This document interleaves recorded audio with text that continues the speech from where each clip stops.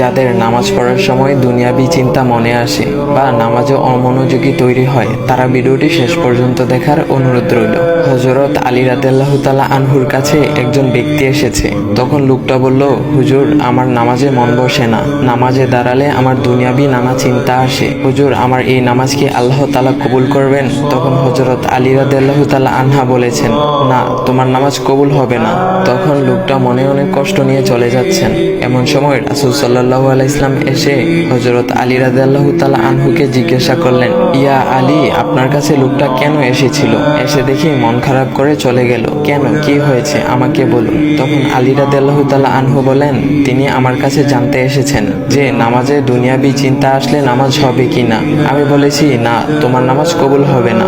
রাসূল সাল্লাল্লাহু আলাইহি ওয়াসাল্লাম তখন বলেন, ইয়া আলী, আপনাকে আমি একটা চাদর উপহার দিতে চাই, তবে একটা শর্ত আছে। আলী রাদিয়াল্লাহু তাআলা আনহু খুশি হয়ে বলেন, ইয়া রাসূলুল্লাহ, কি শর্ত তা বলুন, আমি আপনার সকল শর্ত মেনে নিব।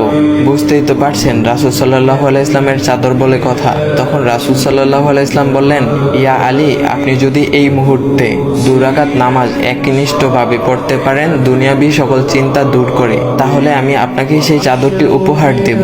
আলী রাদিয়াল্লাহু তাআলা আনহু বলেন, এটা তো সাধারণ ব্যাপার।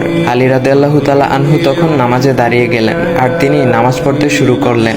এমন সময় তার মনের মধ্যে শুধু ভাবনা চিন্তা আসতে শুরু করলো, আচ্ছা, আমাকে যে রাসূল সাল্লাল্লাহু আলাইহি ওয়াসাল্লাম যে চাদরটা দিবেন, সেটা কি ফাতিমার চাদর নাকি রাসূল সাল্লাল্লাহু আলাইহি ওয়াসাল্লামের? আচ্ছা, চাদরখানা দেখতে কেমন হবে? এই বিভিন্ন বিষয় নিয়ে ভাবতে লাগলেন। তিনি ভুলেই গেছেন যে দুনিয়াবি চিন্তা নামাজে আনতে রাসূল সাল্লাল্লাহু আলাইহি ওয়াসাল্লাম নিষেধ করেছেন। এর মধ্যে আলী রাদিয়াল্লাহু তাআলা আনহুর নামাজ পড়া শেষ। আলী রাদিয়াল্লাহু তাআলা নামাজ শেষ করে রাসূল সাল্লাল্লাহু আলাইহি ওয়াসাল্লামকে বলতেছেন, ইয়া রাসূলুল্লাহ, আমি আপনার শর্ত মেনেছি, এখন আমাকে চাদরখানা উপহার দেন। রাসূল সাল্লাল্লাহু আলাইহি ওয়াসাল্লাম বলেন, ইয়া আলী, আপনি কি একনিষ্ঠভাবে দুনিয়াবি চিন্তামুক্ত ছাড়া 2 রাকাত নামাজ পড়েছেন? তখন আলী রাদিয়াল্লাহু তাআলা আনহা মুচকি হেসে বললেন, না ইয়া রাসূলুল্লাহ, আমি আপনার চাদর নিয়ে অনেক কিছুই ভেবেছি।